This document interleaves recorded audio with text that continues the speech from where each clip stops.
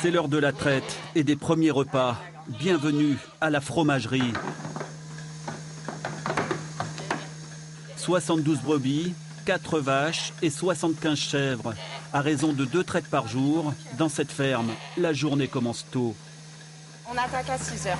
On met à manger, on met le fourrage à tout le monde et après on attaque la traite des vaches, après des chèvres et après des brebis. Le métier est contraignant, rude parfois. Mais pas question pour Laura de s'en plaindre ou de compter les heures. Pour quelqu'un qui cherche juste du travail, ça peut être difficile. Après, si on est passionné, moi j'arrivais au travail avec le sourire. Donc il y a des moments difficiles, mais comme partout. Pendant ce temps, un peu à l'écart dans la chèvrerie, les naissances s'enchaînent. Un garçon et une fille. C'est la période des mises bas. Entre février et mars, une 60aine de cabris va voir le jour. Seuls les plus robustes vont être sélectionnés.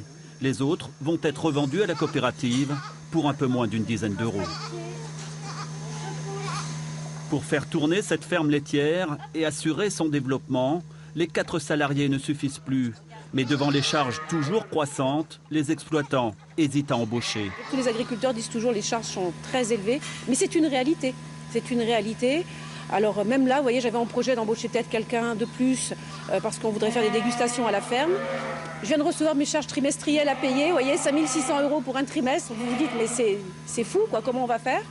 Et je me dis, mais comment je peux faire pour embaucher quelqu'un de plus? Pour contourner les difficultés, la fabrication de fromage et la vente directe aux particuliers s'est imposée naturellement. Ici, toute la production laitière est transformée et revendue directement aux consommateurs. La clientèle est à la recherche vraiment de vrais produits, de bons produits.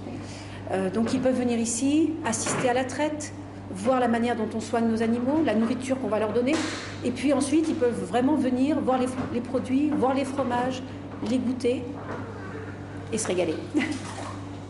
19 sortes de fromages, des yaourts et quelques créations maison sont élaborées au quotidien. Pas d'intermédiaire, des marges plus importantes et une nouvelle façon plus ouverte d'aborder le métier.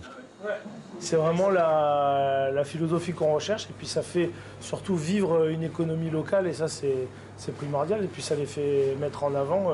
Ils se donnent du mal tous les matins, on était là tôt, ils étaient déjà là, donc c'est important qu'ils puissent vivre de leur savoir-faire.